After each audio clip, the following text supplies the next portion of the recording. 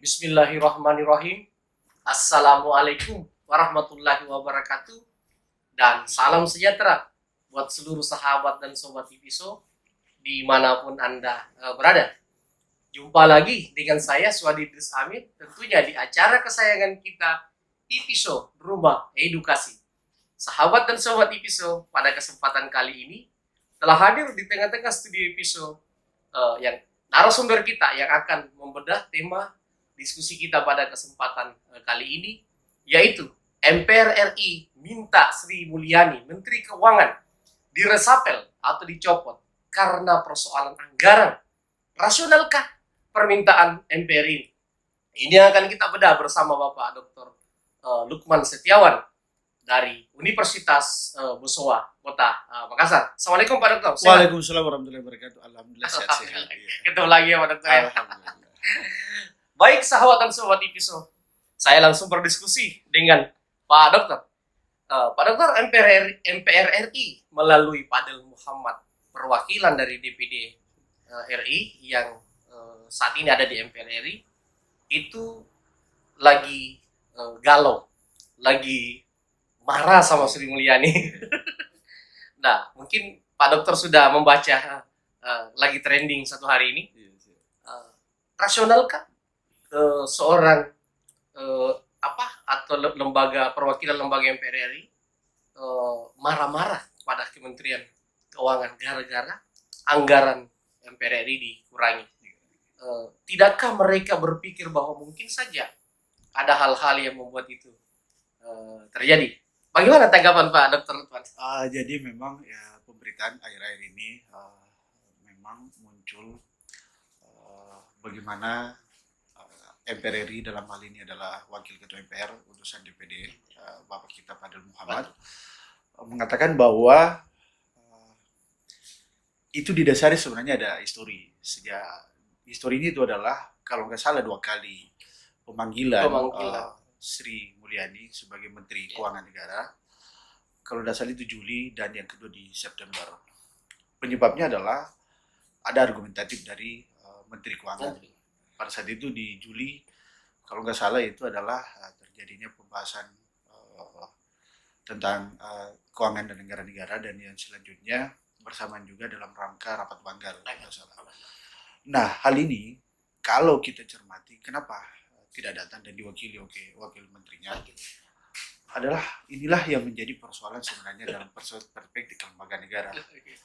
Kelembagaan negara mestinya terjadi komunikasi yang bagus, komunikasi yang baik, sehingga tidak terjadinya di momen yang bersamaan terjadi tidak bersamaan waktunya, sehingga tidak diterima di bawah. Nah, berarti ini adalah fenomena sebenarnya, fenomena gunung es yang bukannya dari perspektif itu.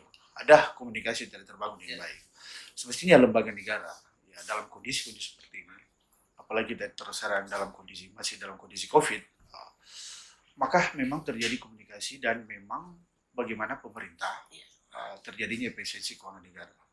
Itu kan dasarnya di situ. Ya, kenapa diturunkan padahal yang semestinya dengan kondisi sebelumnya mengatakan bahwa ada 4 pimpinan di MPR, sekarang menjadi 10. Kalau logika normalnya itu mesti dinaikkan. Tetapi kan persoalan yang dilihat adalah kinerja dan kondisi bangsa saat ini. Benar. Ya. Baik. Pembuka dari Pak Dr. Lutman dalam memulai diskusi kita sahabat dan sobat Tipiso. Baik, saya pendalaman. Pak Dokter, seperti apa peran dan kinerja MPR saat ini? Bukankah saat ini bukan lagi dia lembaga tertinggi negara? Nah, kalau bukan lagi dia lembaga tertinggi negara, apa peran sentral dari MPR saat ini, Pak Dokter? Ya, jadi memang pada zaman Orde Lama dan Orde Baru bahwa MPR itu adalah lembaga tertinggi negara dibandingkan dengan lembaga tinggi negara yang lainnya. Namun terjadi perubahan amandemen undang-undang bahwa MPR itu sudah menjadi lembaga tinggi negara. Artinya setara dengan beberapa lembaga tinggi negara yang lain. Kalau kita bedah, siapa sih sebenarnya anggota MPR itu? Anggota MPR itu adalah ya anggota DPD dan anggota DPR. Jadi anggota DPR dan ditambah dengan anggota DPD itu menjadi anggota MPR. Nah, kalau yang dilakukan kelembagaan negara anggota MPR sesuai dengan fungsinya, apa yang dilakukan oleh fungsi daripada lembaga tinggi negara ini adalah MPR, itu dilakukan juga Iya. pada perspektif evaluasi pelaksanaan kinerjanya pada anggota DPR, DPR di setiap komisi yang iya, ada. betul. Artinya kalau kita melakukan evaluasi, maka publik mungkin mempertanyakan apa yang dilakukan oleh lembaga tinggi negara tersebut MPR. Tetapi mungkin pada perspektif yang lain bahwa memang lembaga tinggi negara MPR ini bekerja juga sesuai dengan tupoksinya, karena keanggotaannya itu misalkan DPD yang perwakilan dari 34 provinsi 4 orang, maka itu bekerja membawa atas dasar kepentingan negara dengan asumsi dasar daripada perwakilan dari provinsi masing-masing untuk sebagai jembatan setiap provinsi dalam wilayah negara kesatuan Republik Indonesia untuk melakukan tupoksinya. Nah ini kan berbenturan. Kalau ada bentuk pekerjaan atau ada bentuk aktivitas kinerja antara yang dilakukan DPR RI dan yang dilakukan juga di MPR, walaupun tadi kita tahu anggota DPR itu adalah merupakan anggota MPR, itulah yang menjadi pertanyaan publik, apa yang dilakukan? Karena dilakukan di DPR RI, dilakukan juga sebagian fungsi daripada anggota MPR. Jadi yang terkesan Pak Dokter bahwa saat ini MPR itu terkesan seolah-olah hanya sebuah jabatan, bagi-bagi jabatan saja, bagi-bagi kekuasaan saja, tanpa memiliki peran dan fungsi yang lebih jelas dibanding DPR dan tentunya pemerintah itu sendiri. Nah, baik Pak Dokter, saya lanjut sahabat dan sobat bisa mendalami dengan Pak Dokter DPD sendiri, karena kalau dilihat dari apalagi anggota MPR itu kan perwakilan dari DPD dan DPR. Nah, DPD sendiri kalau sampai hari ini publik juga banyak mempertanyakan dalam diskusi-diskusi ilmiah yang dilakukan oleh para pemerhati politik dan teman-teman akademisi, DPD pun dianggap saat ini kelihatannya tidak memiliki kinerja yang jelas. Walaupun DPD juga merasa gelisah dengan peran dan fungsinya. Kalau Pak Dokter sendiri seperti apa melihat DPD sampai hari ini dan seperti apa harusnya DPD ini, Pak Dokter? Jadi DPD ini kan itu tadi menjelaskan bahwa setiap provinsi itu diwakili oleh 4 orang. Iya. Nah artinya 4 orang ini adalah mewakili dari 4 provinsi sesuai dengan ketokohannya, sesuai dengan kompetensinya, sehingga mereka ke Senayan, maksudnya ke pusat, ke MPR, yang menyebabkan fungsi ini harus dijalankan. Nah, harus dijalankan dalam kondisi seperti ini adalah mereka sebenarnya berperan apa? Kalau publik mempertanyakan, kalau tidak disampaikan kepada halayak ramai dalam di publik, maka apa sih dilakukan oleh DPD? Padahal bahasa lainnya kan senator. Senator. Kalau di Amerika wah jelas. Ya jelas. Ya mereka memang senator itu sangat lebih disegani dari legislatif. Kalau di Amerika. Nah inilah yang sebenarnya membuat edukasi komunikasi kepada masyarakat bahwa yang dilakukan DPD adalah hal-hal yang berhubungan dengan kepentingan publik dalam wilayah negara kesatuan Republik Indonesia sebagai perwakilan dari provinsi, jelas sehingga publik bertahu ternyata memang lembaga negara ini DPD ini bekerja sesuai dengan tupoksinya dan sesuai harapan masyarakat. Ini yang belum nampak karena publik melihat hanya yang berperan dalam hal persoalan legislatif ini adalah anggota DPR RI yang memang bekerja sesuai dengan komisinya masing-masing. Ini yang tidak nampak. Jadi publik melihat itu hanya DPR RI, misalkan dalam hal di legislatif. Tapi lembaga tinggi negara yang lainnya, misalkan BPK jelas, DPD dan dalam hal ini adalah bagian daripada MPR. Ini yang tidak nampak di publik. Jadi ketika terjadi perseteruan atau dalam ini terjadi komunikasi yang tidak ketemu, maka menjadi sesuatu pertanyaan publik. Apa sih mereka sebenarnya lakukan? Walaupun sebenarnya dia bisa memberikan penjelasan bahwa selama ini bukan dia bekerja, tetapi kan publik itu melihat kan apa yang dilihat di depan. Betul. Nah, ini kan sempat ramai amandemen. Bahkan yang lebih cenderung dibicarakan terkait pemilihan presiden, apakah boleh 3 periode atau menambah masa jangka waktu jabatan.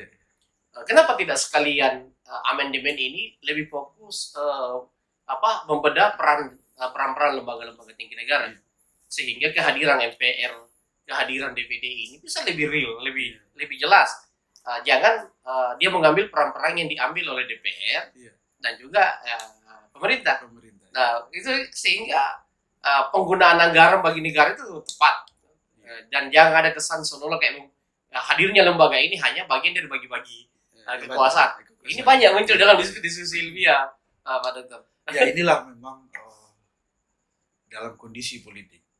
Ya, memang terkadang muncul persepsi bahwa menciptakan suatu lembaga baru, persepsi publik ini dalam hal persoalan bagi-bagi kekuasaan.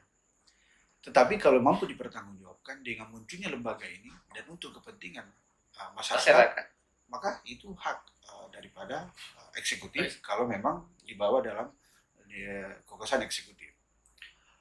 Yang menjadi persoalan adalah dengan munculnya ini bagaimana kinerja daripada Kementerian Keuangan. Kalau kita lihat secara data, Kementerian Keuangan kan 10 kali berturut-turut mendapatkan WTP, wajar tanpa pengecualian, di laporan keuangan. Dan selain fungsinya sebagai Kementerian Keuangan Negara, dia juga sebagai bendara keuangan negara. Bendara negara. Ya, bendara negara. Nah, dia mendapatkan juga prestasi WTP 5 kali. 5 kali. Ya. Artinya dari segi kinerja bekerja memang sesuai apa yang diharapkan. Real. Ada fakta-fakta ilmiah. Fakta-fakta ilmiahnya menyatakan demikian. Nah, kalau di kondisi tadi adanya kondisi seperti ini kondisi COVID 2020 sampai 2021 kurang lebih hampir 2 tahun. Kalau kita tiba nanti di bulan 2 atau bulan Maret, itu 2022 sudah 2 tahun. Maka apa yang dilakukan oleh negara, oleh pemerintah? Maka adalah melakukan efisiensi keuangan negara. Kalau melakukan efisiensi keuangan negara, maka ya tidak pandang bulu. Seluruh kelembagaan negara melakukan efisiensi. Nah, ketika terjadi benturan bahwa MPR, kenapa mestinya dinaikkan, kenapa mesti diturunkan? Faktanya sebagai pemilihan dari Kementerian Keuangan mengatakan bahwa bukan hanya dari MPR ini, tapi semua lembaga negara yang masuk di sini akan dilakukan efisiensi karena kondisi yang memang fokus pemerintah adalah untuk bagaimana ya COVID-19 cepat berlalu dari Indonesia. Nah, inilah yang dilakukan. Pada kondisi-kondisi seperti ini, ketika terjadi perseteruan ini, maka memang apa yang hilang sebenarnya? Berarti yang hilang ini adanya komunikasi antar lembaga. Ya, komunikasi apa yang menjembatani komunikasi antar lembaga negara ini agar diberikan penjelasan yang tidak menjadi konsumsi publik. Gitu. Saya sepakat. Harusnya kondisi seperti ini jangan telanjang ke publik. Seharusnya antar lembaga saja yang pahami. Gitu. Nah, ada beberapa pandangan Pak Dokter terkait peran DPD. Ada yang menginginkan DPD dileburkan saja dengan DPR, tapi ditambah ke anggota DPR RI. Artinya jatah 4 per provinsi itu tetap didapatkan melalui jalur DPR. Artinya dipindahkan ke DPR. Sehingga DPD ini DPR ini lebih fokus, tidak perlu lagi ada DPD, tapi keanggotaan DPD, jatah DPD ini dipindahkan ke DPR sehingga setiap provinsi itu bertambah masing-masing 4 anggota DPR RI-nya. Setujukah kita dengan pandangan itu? Saya tidak bisa mengatakan persoalan setuju tidak setuju. Tetapi yang menjadi harus kita lihat, apakah hukum tata negara kita mengatur itu? Ya. Kan di amandemen baru bisa. Kalau muncul amandemen ini kan perlu istilahnya sesuai pada proseduralnya melakukan proses amandemen. Nah, kalau misalkan DPD ini kita 4 ini menambah kuota masing-masing provinsi masuk ke DPR RI, sisi lain memang kepentingan politik menambah daripada masing-masing provinsi. Tetapi ada sisi lainnya yang mereka memang tidak ikut di dalam politik, partai politik untuk duduk sebagai anggota dewan yang terhormat. Maka muncullah tadi itu yang DPD sebagai utusan provinsi yang diwakili 4 orang itu yang memang tidak pada ranah politik ini.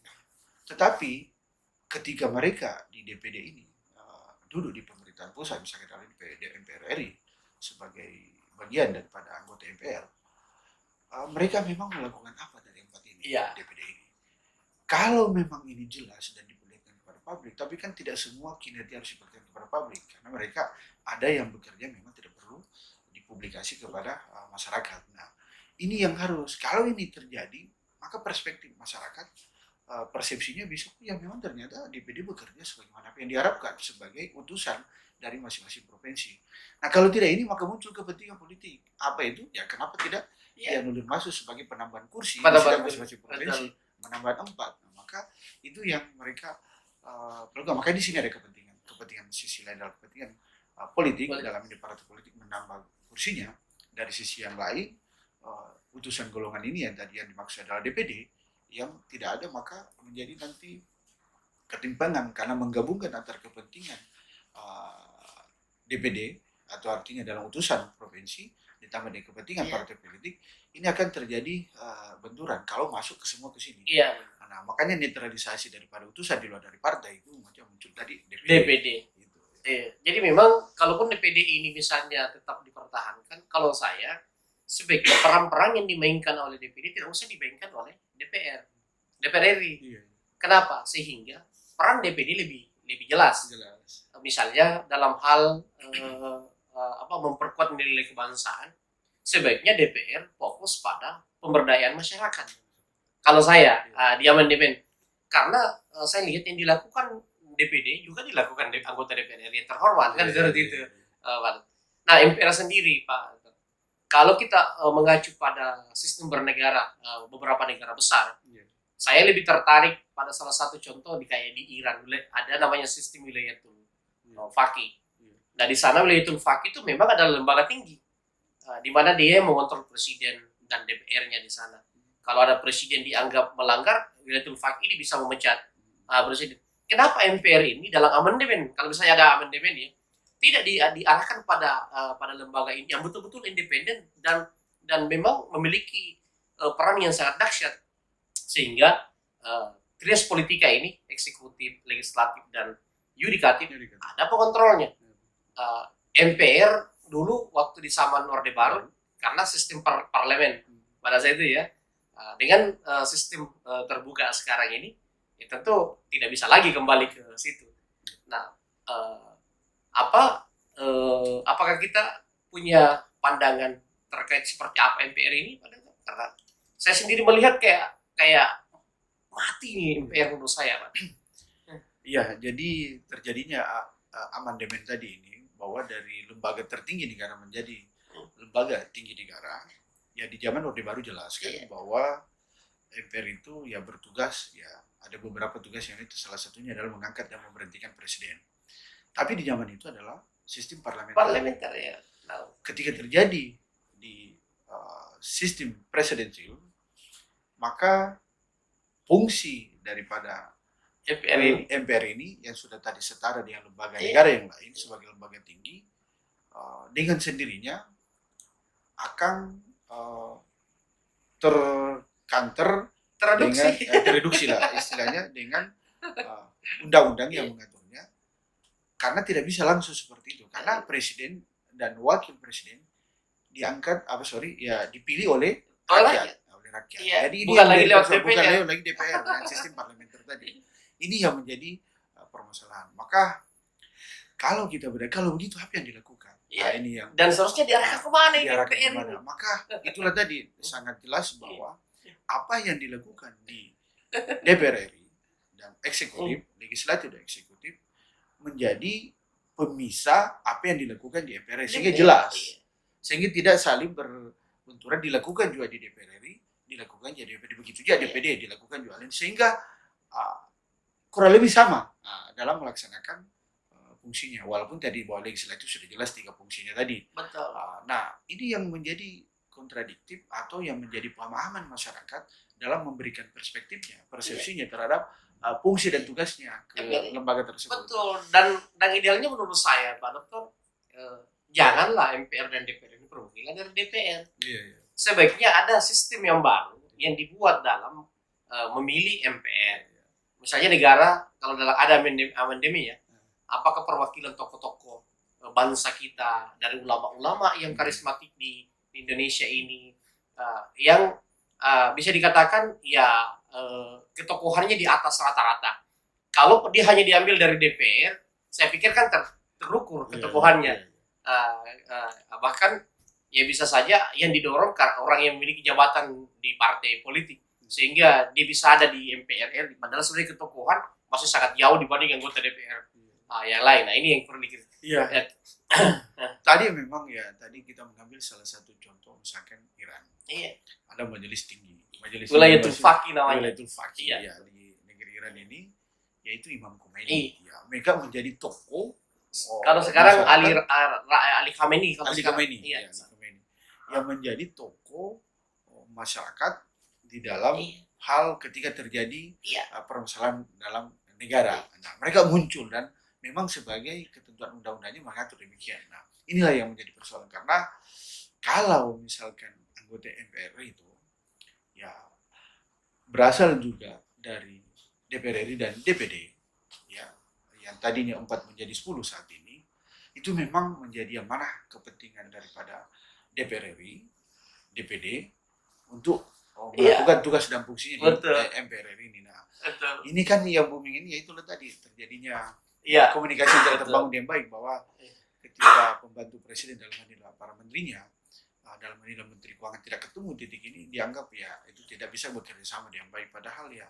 ini berarti kalau saya melihat itu dari komunikasi yang tidak terbangun dengan baik sehingga muncul perspektif yang berbeda di antara lembaga dalam hal ini wakil pembantu presiden dan menteri terhadap dengan MPR terjadi komunikasi khususnya pada Kementerian Keuangan yang memang yang booming saat ini. Baik sahabat dan sobat Ipiso, sudah sangat mendalam kita mendiskusikan tema kita dengan Pak Dr. Lukman Setiawan. Memang kalau dilihat kondisi saat ini wajarlah ketika Sri Mulyani mengurangi anggaran MPR karena peran dan fungsi MPR tidak seperti dulu lagi. Dan harusnya MPR ini ya bisa memaklumi, pertama mungkin karena faktor itu, karena peran dan fungsi yang tidak jelas berbeda dengan sebelumnya. Kemudian yang kedua, kondisi pandemi saat ini yang membuat pemulihan ekonomi menjadi prioritas utama negara. Dalam hal ini Menteri Keuangan sebagai bendahara negara melakukan penghematan di wilayah-wilayah yang lain untuk fokus pada pemulihan ekonomi. Dan tentu beliau melakukan itu, saya yakin pasti sepakat dengan Presiden. Begitu barangkali Pak Dokter ya. Karena tidak mungkin seorang Menteri Keuangan mengurangi jatah keuangan lembaga besar negara, tapi tidak sepengetahuan Presiden atau tidak melaporkan ke Presiden. Tentu Pak Presiden tahu, ini keyakinan saya. Nah, mungkin Pak Dokter juga. Karena itu tadi melakukan efisiensi keuangan negara dalam rangka kondisi saat ini. Makanya langkah pertama Indonesia adalah bagaimana memulihkan kesehatan masyarakat, yang kedua bagaimana memulihkan ekonomi. Ini yang harus disinergikan dan maka seluruh lembaga negara ikut serta dalam rangka memperhatikan kedua hal tersebut. Sehingga ya salah satu ada tergerus dalam persoalan anggaran masing-masing lembaga tersebut ya. Karena memang fokus kepada kepentingan rakyat, kepentingan masyarakat. Baik, cukup barangkali Pak Dokter ya kita membahas tema kita. Nantikan saya dengan Pak Dokter Lukman pada tema-tema yang lain yang mungkin akan kami angkat lagi pada diskusi berikutnya bersama beliau. Terima kasih Pak Dokter sudah mengedukasi masyarakat Indonesia, dan terima kasih kepada seluruh sahabat dan sobat Ipiso yang senantiasa menonton acara-acara di Ipiso. Sampai jumpa pada diskusi berikutnya. Assalamualaikum warahmatullahi wabarakatuh. Waalaikumsalam.